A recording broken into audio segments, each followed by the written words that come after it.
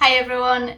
So today we will be talking about negative talk, negative conversations, negative self-talk and how this impacting your life and what exactly does that do to you, because if it's so negative, obviously it's going to have a very negative impact on yourself, on your life, on the perception of yourself, but also your own perception of life itself.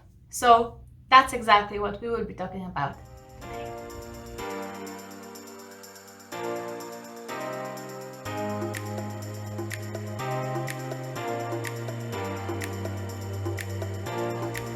Hi everyone, it's Sylwia here. Welcome to my channel.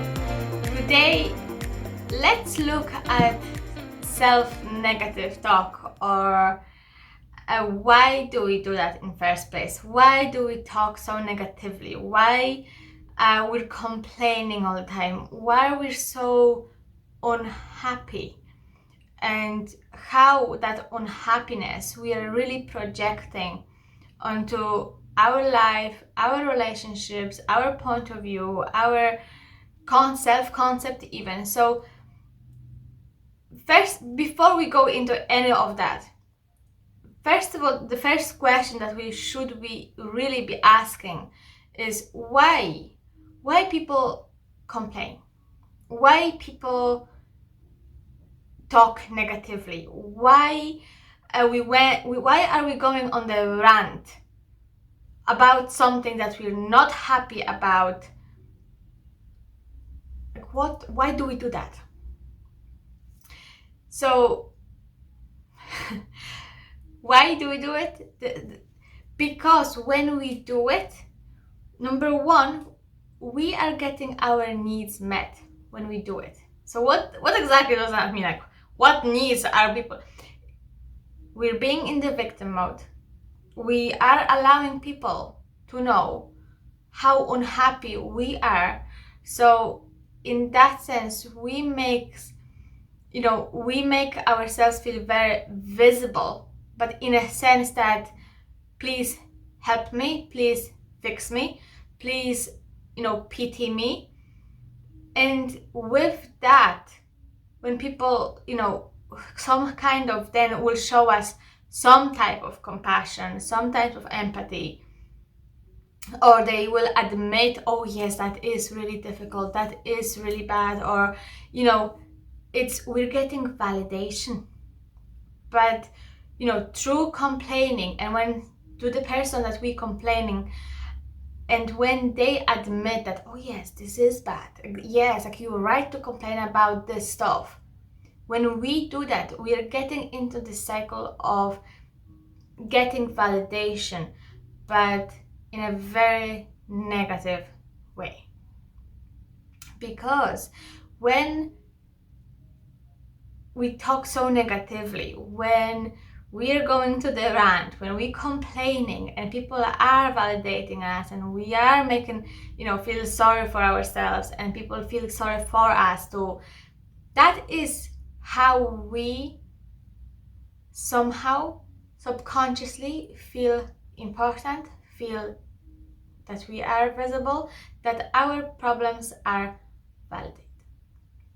Like, they are validated. So, but with all of that, there's actually very little changes happening. So just because you complain, just because you go on the rant, just because you talk negatively, that doesn't change absolutely anything, other than putting you more down, and you're in it. So I'm sure you heard about this mental diet, or like what, it's not only the food that is the diet, it's also how we talk to ourselves. It's also about what we speak about to somebody else. That is our mental diet. And when this mental diet is all negative, it's all junk, where it's all putting you down, looking back at your life as a whole concept, how the heck do you expect yourself to feel happy, to have high vibrations? How do you expect them to actually feel good about yourself, feel good about life, have healthy relationships, when that is not present? Because your mental diet is actually very, very negative.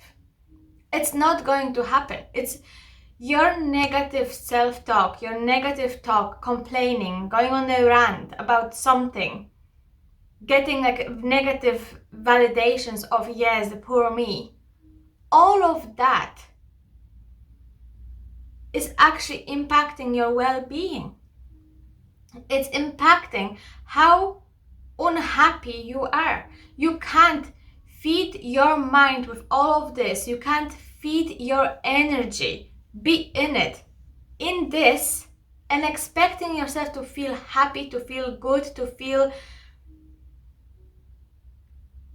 like have a peace of mind. It's not going to work. It can't be. It's exactly the same with your, with your food diet. If you're going to eat junk food, you're not going to feel healthy. You're not going to feel good about yourself. You will actually feel down.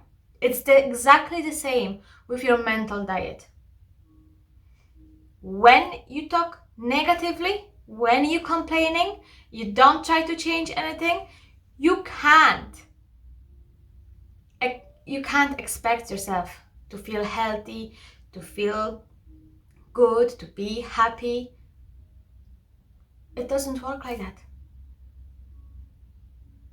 So if you want to change anything, stop complaining, stop talking negatively, stop paying attention to what you don't like, stop focusing on the things that go wrong, stop doing things, putting your energy into something that hurts you. Stop complaining. Complaining doesn't change anything. If it does anything, it actually puts you more down. It's like the chains.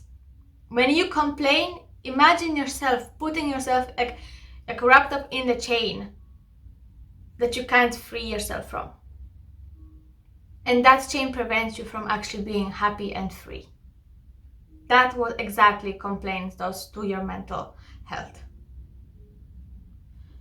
When you will start to change things, when you will not paying attention to complaining, when you will not listen, when you will not talk about things negatively, you will then see and feel the shift in your own self, in your own well-being, and in the perception of yourself. Because what you put out there, you're gonna receive. It's a compound effect. Once you do something, there's always consequences. So this is the first step, you have to ask yourself, is this healthy for me? Is this actually good to me? Is this helping me? Or is it just putting those chains all around me once again and enables me to actually change anything? That's what you actually have to ask yourself. Is this good? Is this healthy for me? And when I say negative talk, when I say you can't complain, when I say you can't, stop focusing on negative things, I don't speak about toxic positivity, okay? Because that is a thing as well. Don't talk to me about this. I don't want to see it. It's not happening. That is toxic. Like when something happened and something hurts you, right? You have to acknowledge this, but acknowledge it in front of yourself, number one, maybe a therapist, and then ask yourself, what can I do to prevent this from happening again to me?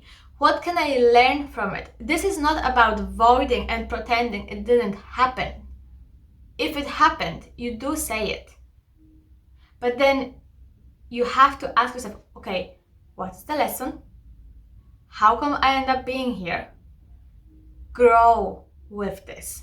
You don't complain, gossip, saying back things about yourself or others. That is the negativity here. But toxic positivity is also when you avoid, when you pretend it didn't happen. So that is exactly the same as negative talk. And if I don't look at it, it means it didn't happen. Well, it actually did. Because toxic positivity is also something to do with ignorance. You're just being ignorant. So, balance, healthy balance. If something really happened and it hurts you, name it. Say it. Admit it. Yes, it was bad. Yes, it hurt me. Yes, I'm not happy at my work. Yes. But then what can you do about it? What steps can you take to change that? What is the lesson here? What can you take from it? So when you will develop that mindset, you're growing above, you're evolving. So in that sense, you as human will always have more, it's about really developing your consciousness. You have to grow with your consciousness. Be aware of what's happening, be aware of yourself, be aware of your words, of your focus. Where is your attention? Where is your energy? Once when you're honest, when you're being truthful, when you're taking responsibility for your actions, for your own life, you're good. You're actually on a good path to change, to be happy, to have peace of mind, and to be free.